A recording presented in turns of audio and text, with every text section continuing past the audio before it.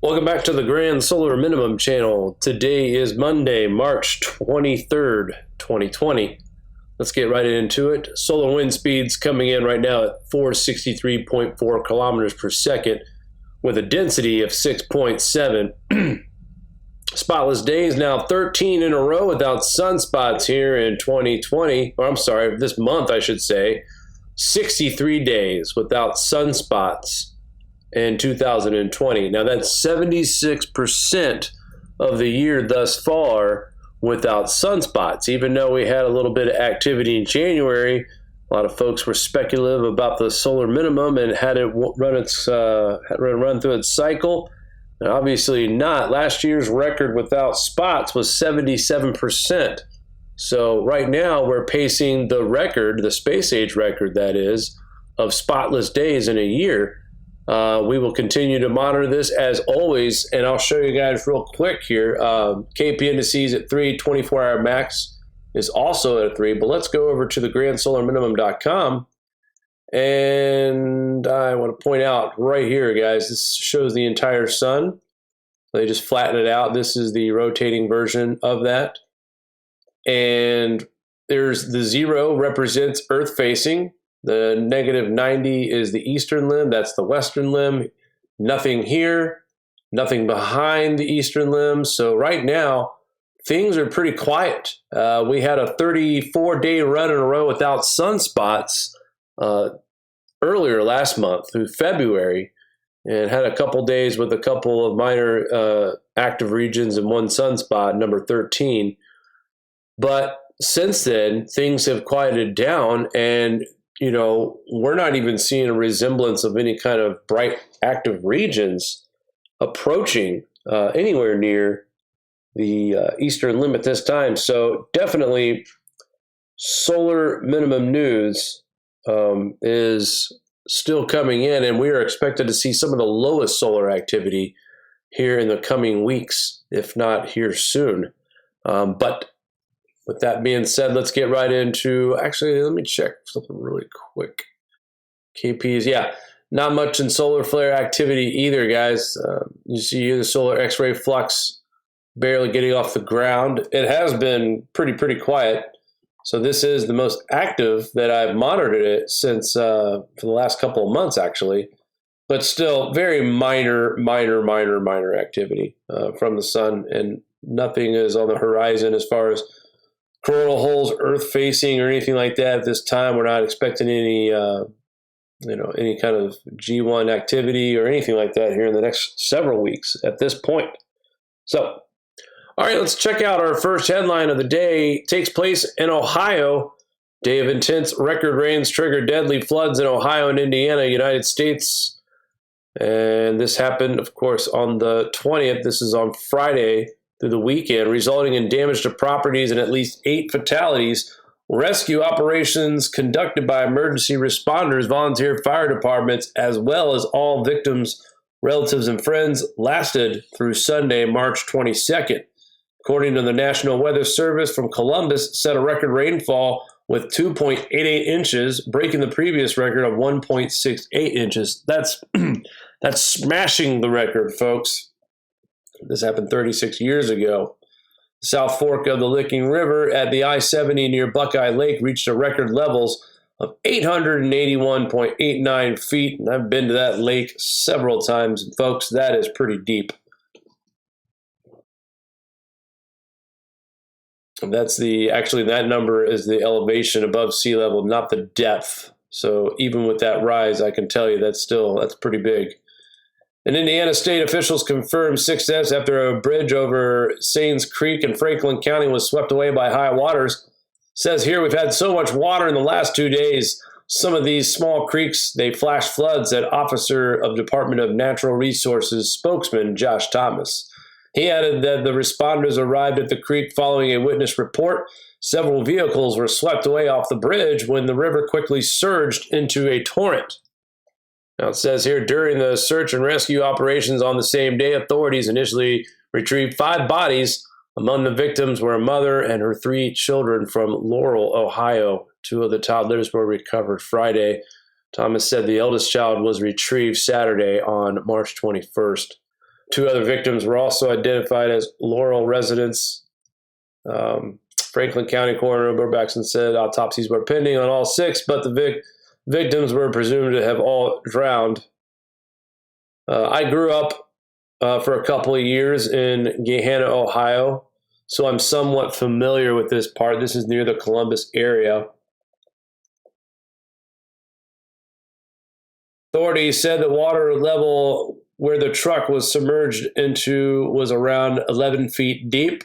Franklin Township, around 40 people had to flee their homes due to hazardous flooding, while others had to be rescued from inundated areas partially south of Columbus. Evacuations and rescues were also conducted in Heath and Newark and Licking counties. Hundreds of Ohio National Guardsmen were deployed to distribute relief to the affected areas. It's unreal. And this is relevant not just because I've lived near this area and I've never seen this kind of water ever. And this is just, like I said, this is more of a personal experience for me because I've been in this area. I've never seen this kind of rain before, ever. But also to bring to my point about the double danger that we are facing right now, our resources are being worn thin right now. When you got the National Guard involved in Ohio, also the National Guard is also deployed for other obvious reasons during this virus situation.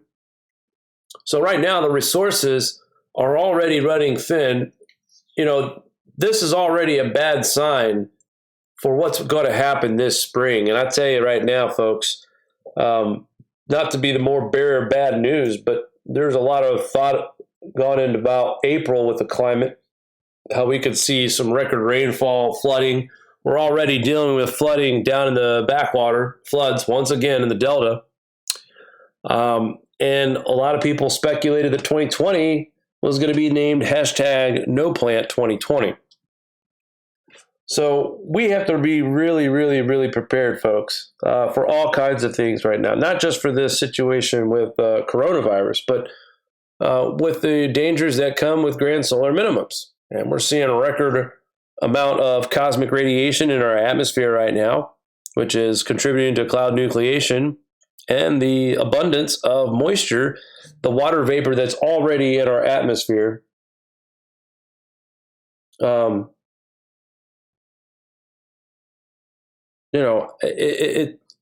just a double threat now. It's not just about this virus emergency. It's now we have to still keep an eye on the climate.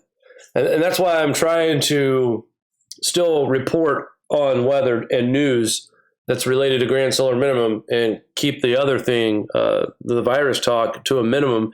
And, if anything, our sister network, WTF Sky Productions, Mari and I have decided to do all of our discussions on that over there. But anyway, back to this rain.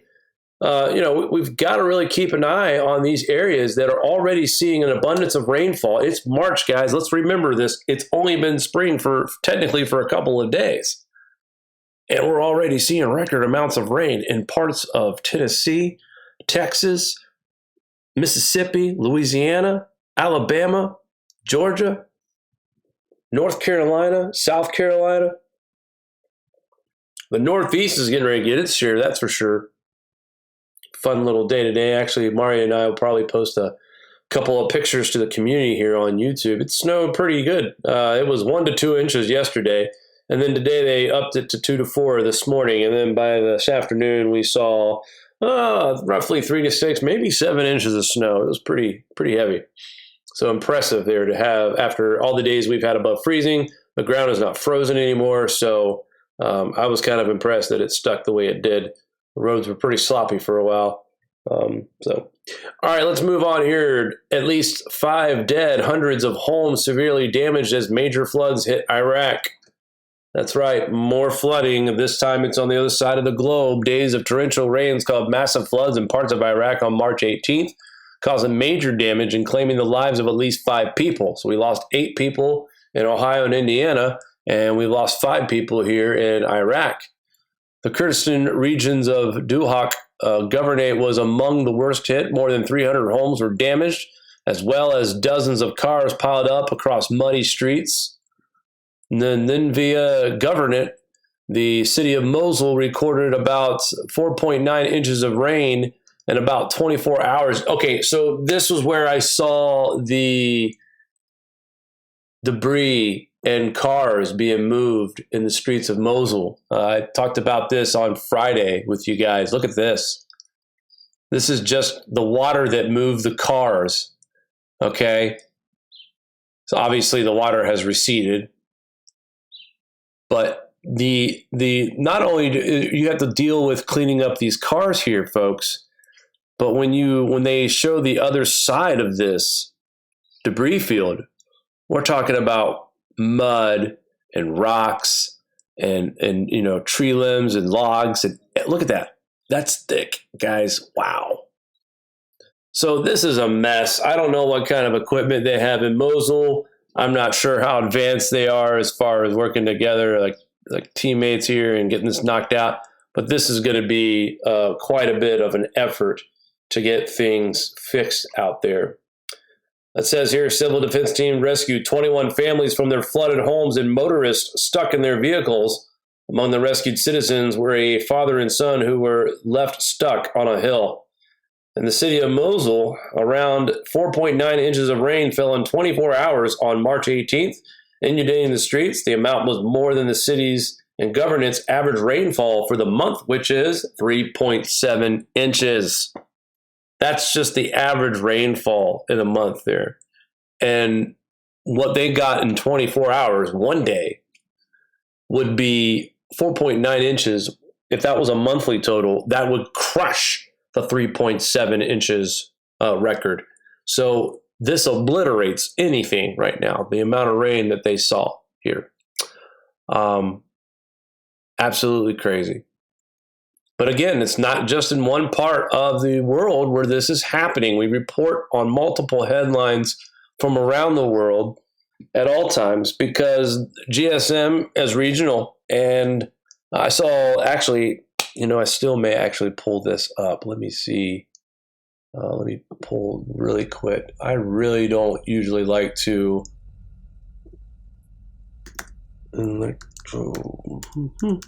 bear with me. I saw something today that was, no, maybe it's the wrong, I saw something today that I thought was worth mentioning on tonight's show, if I can find it. And where is it at? Here we are. So I wanted to show this because I thought it was interesting. But electroverse.net had an article today. The Northern Hemisphere is having one of its snowiest winters since records began in 1979. And here we have an image, satellite image of snow cover.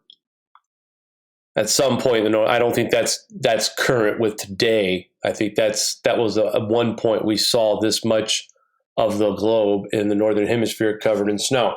Now, for those of us who lived in the Northeast, in the Northern Plains, and the Upper Great Lakes, we can say this is pretty accurate. We saw snow on the ground for a majority of February, at times in January, and very little in December. But October and November were definitely snow. And, to get another snow system, we got one in the beginning of March, and now here it is the 23rd, and we got 3 to 6 inches today. We're definitely closer to the 6-7 inch range here where we live in upstate New York. So, just because it wasn't cold and snowy in your backyard doesn't mean it wasn't cold and snowy in others. And again, the snow mass for this year for the Northern Hemisphere, look, it's still above average. Now, last year it was off the charts. I mean, way up there. I'm just crazy off the charts. But even this year is still record. It's still record numbers compared to what we've seen years before this. So, even though the UK and most of the United States didn't see that big harsh winter that we thought could have happened this year, and I'll tell you right now, I'm the first to admit I didn't take in consideration for the El Nino. other factors like that, how these line up with that 3.6-year cycle. And that this right now, these temperatures around the globe are repeating exactly what happened in 2016 after we had the El Nino of 2015. They're doing exactly the same thing. And if March comes in just a little bit lower than February, this is an absolute repeat of what happened 3.6 years ago. Easily. Either way, solar minimum conditions are in effect. April will have lower solar activity. It's just my speculation at this point, but from what I've read and the information that I've seen, I have no reason not to believe that we will have lower solar activity in April as well. And factoring in that with we are in a neutral condition right now with ENSO, and that is favored to develop into La Nina by early to late fall. Okay. And then on top of that, we have Earth's, distance between the sun is pulling away further away as we speak, the tilt. So that's another factor of where you'll see cooler temperatures. And of course, the cosmic radiation situation with cloud nucleation, more cloud coverage. I'll tell you today, the system that went over where we live in our state here in New York, 2 o'clock in the afternoon felt like 5:30. The sunlight was just not, puny, absolutely puny. I had to turn a light on in the bedroom just to kind of, feel like it was daytime. So there's a lot to go into this. This is way more complex than I ever imagined. When I first started doing the research, I thought, okay, I got the basics down. I know what's going to happen. But that so much changes. And there's so many different variables as we move along. Now, I'm not saying that I'm disappointed with the winter forecast because other places got walloped this year with snow and cold. And we kind of got the lighter side of things. So thank God, because 2017 and 2018, man, those 2 years, those winters were way worse. And I'm just worried about how 2020 and 2021 is going to look. But let's get out of this one first, because right now we're still showing snow as we are receiving the little bit that's left right now. It'll wind down. I'll go over that here in a little bit with radar. Continue to move right along. Senator Tom Cotton calls for Democrats fight to hold a coronavirus bill hostage over climate change. Other liberal dreams a disgrace. I am doing two things that I know you guys don't want to do, and that's politics and corona. However, there is a situation that's developing inside this bill that I know would infuriate you folks, and this is just a heads up, if anything. Republican Senator Tom Cotton said Monday that his Democrat colleagues are holding up the Senate's coronavirus bill so they can push green energy policies. Yes, this is true. Mari and I were that old where we watched C-SPAN 2 for a little bit today, and that is exactly the truth. There is tax credits in this coronavirus bill for folks that have solar panels and wind turbines. I was furious. I looked at Mari as soon as we heard this, like, are you kidding me? Look, this is not about politics or the virus, but how dangerous this climate change cult, these AGW, they'll push this no matter what. How can anybody at a time like this try to sneak in a policy that goes against right now the majority of the consensus as far as what the American people want? You go out there on the streets and ask the American people, do you want to give up your gasoline car? Do you want to give up 80% of the energy that keeps you warm in the wintertime? Do you want to stop flying on airplanes that take exotic vacations? Because if we stop airplane travel, that means we're stuck here in the States, right? Are we going to take a boat over to Egypt? I mean, come on. The American public is going to tell you, I want clean air and I want clean water, but I also want the real science and the facts about what is causing the climate change. The climate change is being caused by cycles. Okay, the pollution of the water and the atmosphere, the breathing air. Okay, well, let's take that argument. I'll say it. Man causes pollution in the water, and man causes pollution in the air. But the pollution isn't CO2. And that's the biggest misconception of this entire climate change battle, is that CO2 is being labeled as a pollutant. And in fact, CO2 is life. There is an abundance of nitrogen in the bedrock and in the atmosphere right now during these solar minimum conditions. And with the abundance of CO2 in the atmosphere, this allows plants and vegetation all alike to absorb the majority of the CO2 that's in the atmosphere. And I'll get to that a little bit more here in just a second, too. Let's continue to read. The Arkansas senator rallied against his colleagues, telling on his Twitter feed that they were putting American lives at risk over the global warming. Yes, amen, 100% correct. His criticism came after the Senate Democrats failed to pass the procedural cloture vote on Phase 3 coronavirus stimulus bill.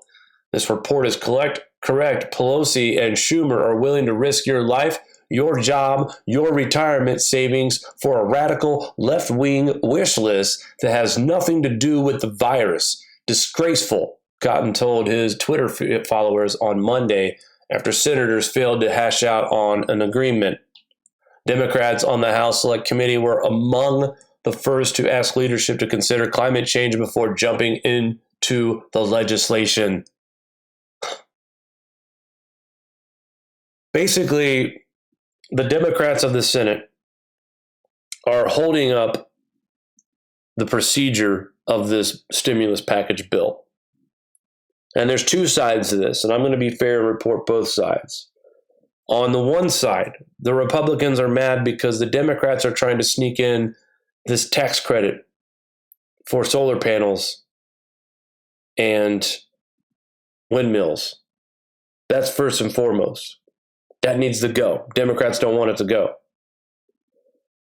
On the Republican side, there is the argument, excuse me, there is the argument that from the Democrats that the Republicans are creating a slush fund for corporations, as if it wouldn't be done transparent, which is absolutely false. There have been several senators who have been quoted on the floor telling their colleagues that when is the next time we're going to see a $2 trillion plan on the floor? Now's the time to get in your wish list. I'm not making this up. So, again, we've been very big advocates about how dangerous this Green New Deal policy is to the American economy and how dangerous it is right now that so many in the Democratic Party feel the necessary need to include tax cuts for people who are using solar panels and windmills. Now, as you all know, you can't go off the grid. Most states and counties will condemn your property if you disconnected from the grid and just ran your own power. So it's not as if you're running your own power when you're using solar panels. If the solar panels were only for that property, I would be for it. I'd be for it because your solar panel system is more than likely going to be able to run your household versus your solar panel system contributing to the grid that hopefully will be enough for everyone to share and to run their household. There's a big difference there. And plus, just with my experience and talking to Lee Wheelbarger about this, that the Powerwall and the batteries, they're still not where they need to be. So we're not even close yet for the technology to actually even be close to being halfway sustainable or even close to that. Never mind the concept of the engineering of solar and wind. We don't simply have enough of it right now. On an average, we're looking at 10 to 40% of the day is either sunny or windy. 10 to 40% of the day. That's it, guys. And what are we doing for the other 60 to 90% of the day for energy? But I'm glad that these Republican senators are speaking out against this climate change cult-like mentality where it's do or die, do or die. We're going to hold up a stimulus bill over you're not accepting the solar panels and windmill part of the deal. Now, that doesn't necessarily mean that the Republicans agree with what's in the bill, and that's not why they were voting to move forward on it. The vote today was simply a procedural vote to get it to the point where they could actually take a vote on the bill. At that point, if it doesn't pass, then they rehash it again. So by voting yesterday does not agree to everything in the bill. It moves the bill further into the process. But the Democrats are so worried about losing their precious tax credits for solar and wind that they're delaying. It's like they know they have them by the balls, and they're going to make it hurt for as long as they possibly can. On top of statements and comments today coming from our own president, who is considering reopening very, very, very soon. A lot to be decided, folks, in the next coming days, and we'll get more into that as things develop. But what's at stake by them holding up this? Well, this is just another day that you don't get that $1,200 check. Maybe you're going to get $3,000 because you and your wife have 2 kids. So this bill being held up right now, and here's the mixed part about this. Question was asked to the president: if you think we're going to be back open for business very, very soon, then do we need this stimulus package? And immediately his answer was yes. So I'm not sure what the game is right now.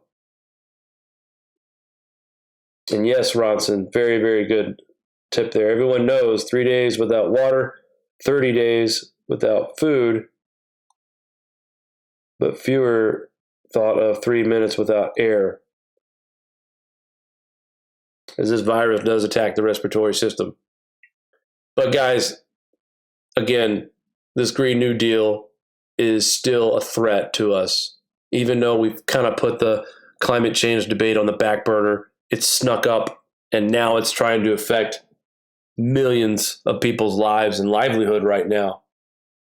And this is all over something that has nothing to do. And hey, listen, I'll give the Democrats some credit. They want to see that there is something in writing that this $500 billion that goes to large corporations prohibits the use of buyback stocks. I 100% agree with that. These corporations should not be allowed to buy back. This money should be in investing their corporations to stay open. Another interesting thought, I understand that grocery stores and pharmacies and hospitals and restaurants are staying open. Hell, even farmers, they're still working every day. But my next question is, should there be a hazard pay for people who are going to work right now? Amazon's going to give $2 extra an hour for anyone who gets hired. Walmart's giving out bonuses. Should farmers and other people who are essential healthcare workers, doctors, nurses, should they be getting raises? Should they be getting bonuses for putting themselves and their entire family at risk? So much to consider, guys, but that's for another channel. But again, and another interesting article I saw today on what's up with that is the virus economic downturn affecting CO2. The Mauna Loa data says, nah, baby, nah, not yet. Some global warming alarmists are celebrating the current economic downturn as just what? Again, he's implying the global warming alarmists are celebrating. They are. Because they see this, we're going to show them what happens when carbon footprint's reduced, and look what happens to the climate. Good Lord. I've seen a couple estimates that China's manufacturing and commerce might have seen up to 40% reduction recently.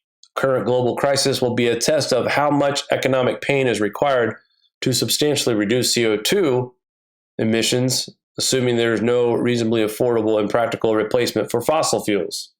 I already know that some of my deep skeptic acquaintances, you know who you are, who believe the global CO2 increase is mostly natural, will claim a continuing CO2 rise in the face of a decrease in economic activity supports their case. I don't have to read this article.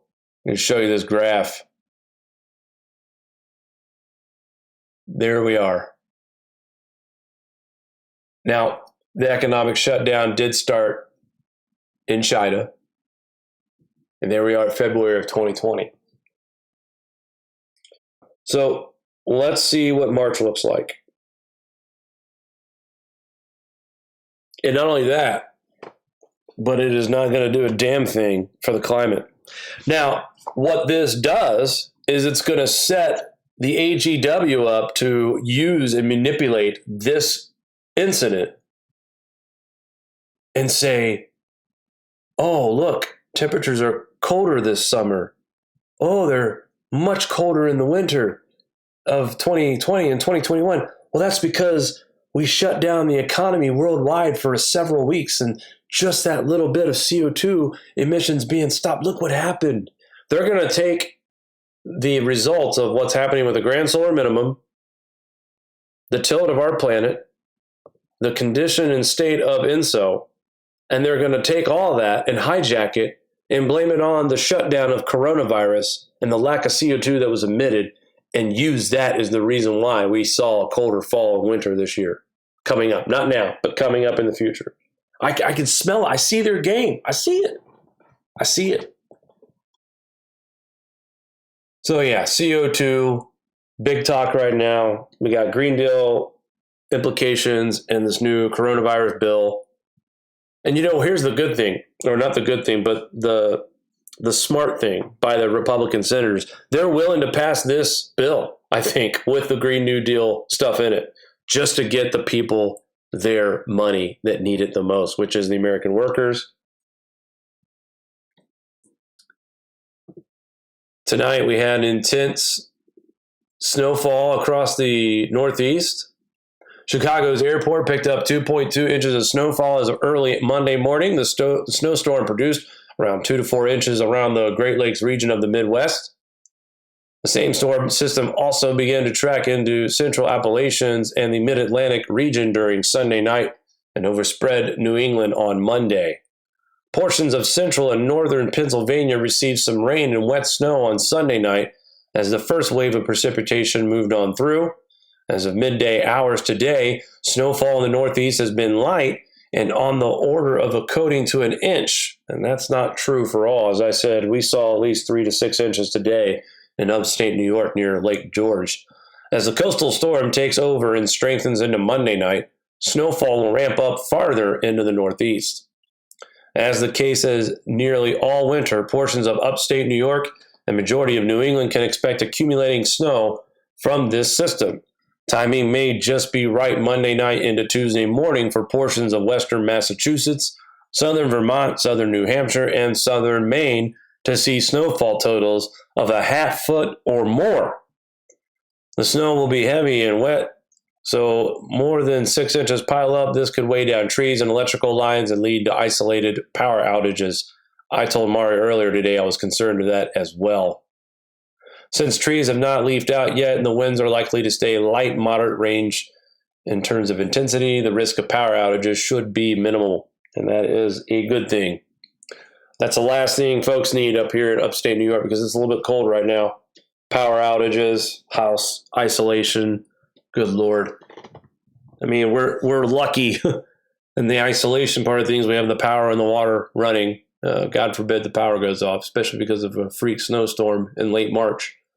Across the high terrain of Green and White Mountains, an AccuWeather local storm max of 12 inches of snowfall is possible.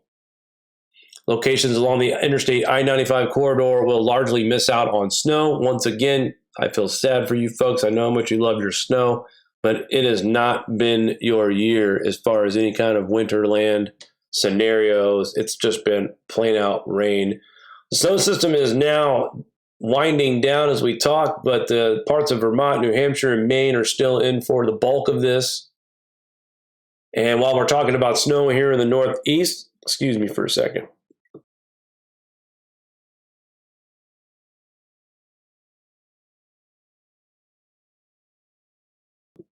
We are going to talk about tornado risk to increase over a storm-ravaged Tennessee on Tuesday. Following storms capable of producing large, damaging hail and over southern plains during Monday night, all forms of severe weather, including tornadoes, are possible over portions of the Tennessee and lower Mississippi valleys on Tuesday. As warm and more humid air begins to flow northward over portions of Kansas, Oklahoma, Missouri, and Arkansas after dark on Monday, big storms are likely to erupt.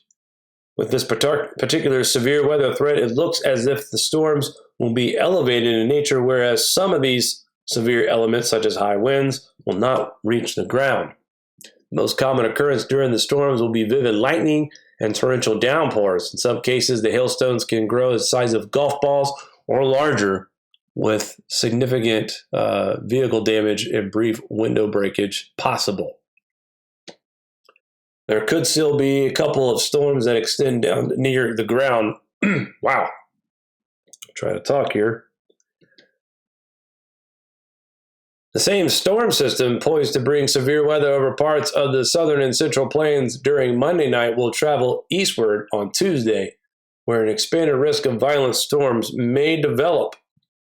The complex of storms is expected to continue to move eastward and clear southeastern Kansas and eastern Oklahoma around daybreak Tuesday, and weaken while moving across the Ozarks in southern Missouri and northern Arkansas during the midday hours on Tuesday.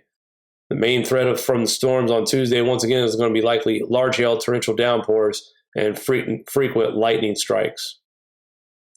So a very active spring so far for the Midwest, the Plain States, the South, and then even in the Northern Plains, we're still dealing with winter-type weather.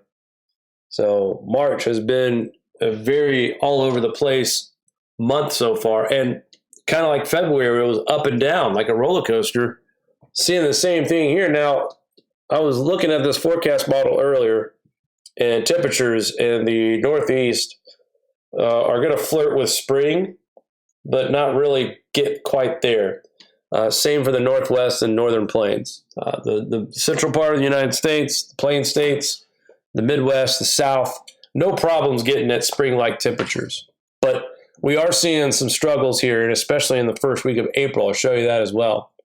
That current system that's bringing a little bit of snow right now to the Northeast, moving out, very powerful storm along the coast for rain and wind. That's moving out of here by Tuesday. And then the severe weather threat developing across parts of Missouri, like we just talked about, and through the south of Tennessee, Alabama, and Georgia as well is not excluded from that. And South Carolina could be slightly, but heavy precipitation definitely for most of the southern states.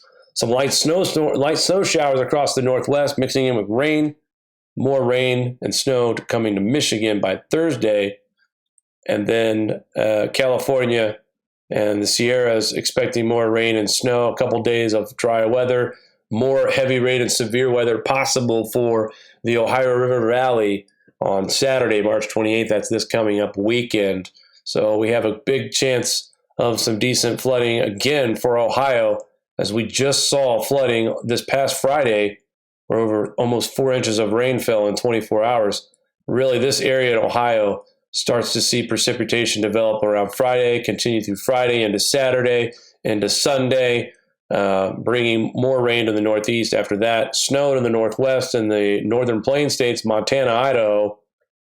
Dry out for a little bit for Ohio, then another large low-pressure system by the end of March forming, bringing more rain to the south and driving up the East Coast as well, bringing some rain showers before moving off to the Atlantic. And right now, this storm system appears that it's not going to rake the coast and it's going to go off out into sea. So no threat of this being a coastal storm for the first week of April. Well, look at this. Another system coming through on April 5th, bringing snow to northern Wisconsin and the UP of Michigan.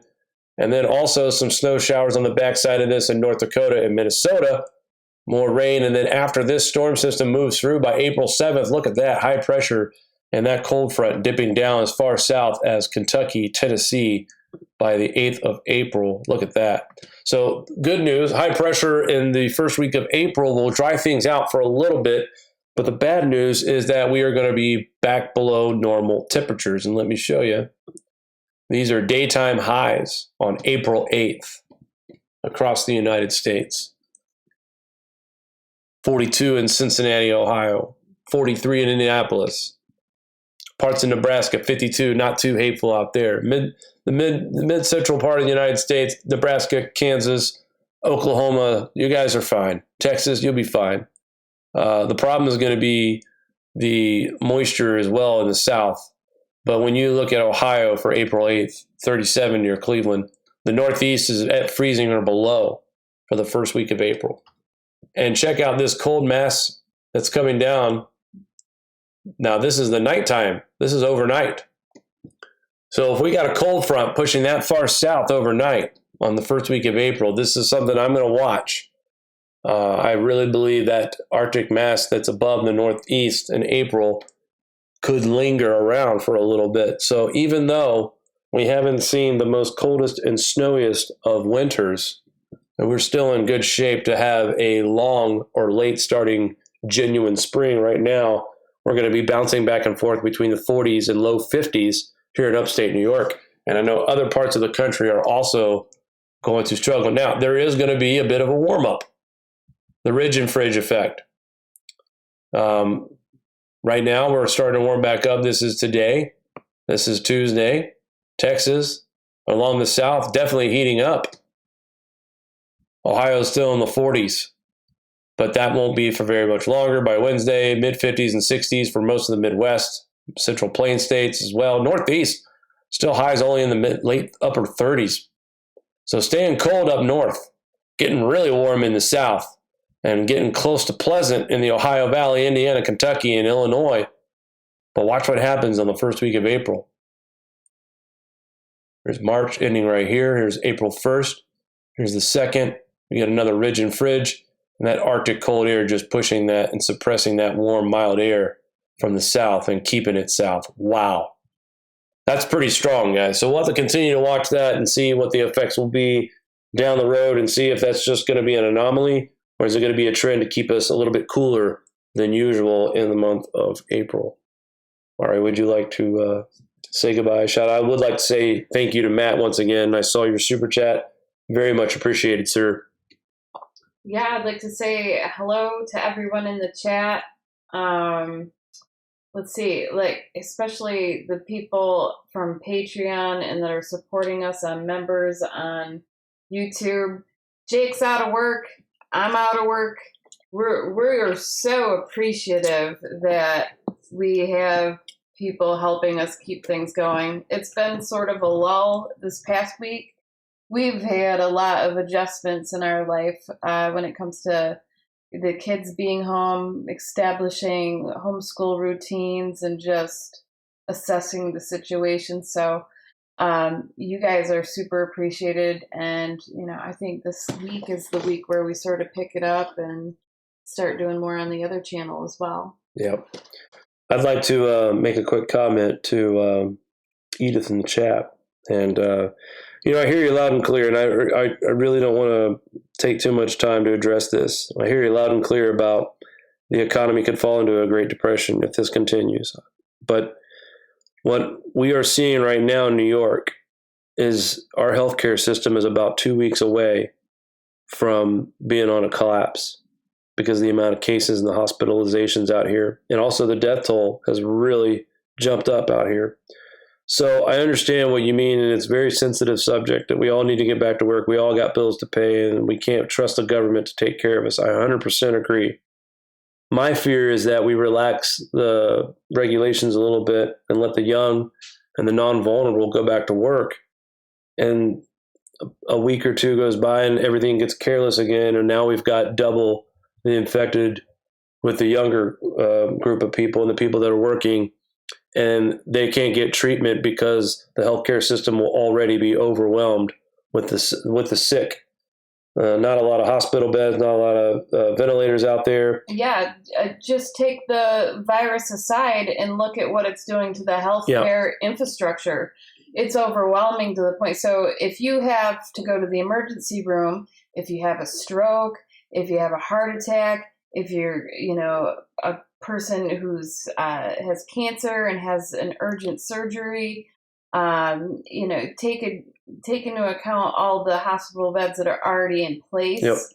We have a major crisis. So how many people are going to die because of a heart attack? It's a double-edged sword. Or a car accident. This is more than a fiscal issue or a virus issue. It's an infrastructure issue. And if we have a failed healthcare system and then our doctors are getting sick, our nurses and doctors are getting sick and dying, we're going to have major shortages. This is all around suffering, and there isn't 100% right answer, but it has to be resolved in a cyclical manner. We have to be able to look at the situation and find a way to pause, allow our healthcare system to catch up, and then it's going to be like a cyclical thing that has pauses. Let's do this. Let's do this. Let's go ahead and end the broadcast, and we're going to go ahead and jump on WTF Sky. And for all those who would like to join in because there's a lot to talk about. And Mari, you're bringing up some good points, and I really think that I'd like to hear more of what you have to say about it. But we could get into a whole different show right now at the end of this. So let's go ahead and let's say we're going to shoot for a 10 o'clock start, or 10, maybe even 10:05 start on WTF Sky. Mari, you want to put down the link to your channel in the chat real quick while we're still here? Because listen, we can't sit here and ignore it, but at the same time, I think there's a lot of good ideas that some of us have. And I think it's good that this kind of stuff gets talked about in a civil manner without being ad hominem, no cursing at each other or calling each other names. I'm not saying anybody's wrong or right with your ideas here. I just think that it does deserve its own platform at this time. So, guys, we're going to go ahead and wrap up tonight's edition of the Grand Solar Minimum Channel's update. I will try to do a show at some point tomorrow in the afternoon, if I can, just do a quick GSM weather update. And then on Wednesday night, we'll be back live again. Be sure to subscribe, share the Grand Solar Minimum Channel, subscribe, get your notifications. And then if you want to talk coronavirus, we offer a healthy debate. Mari has just now posted the channel in the chat. WTF Sky, just click on her logo and go to her channel and subscribe. And like I said, we'll be back live here in about 10, 15 minutes, guys. So I'm going to go ahead and sign off and get set up on the other channel, and we'll continue this discussion. Thanks for tuning in, and we will talk soon. Take care.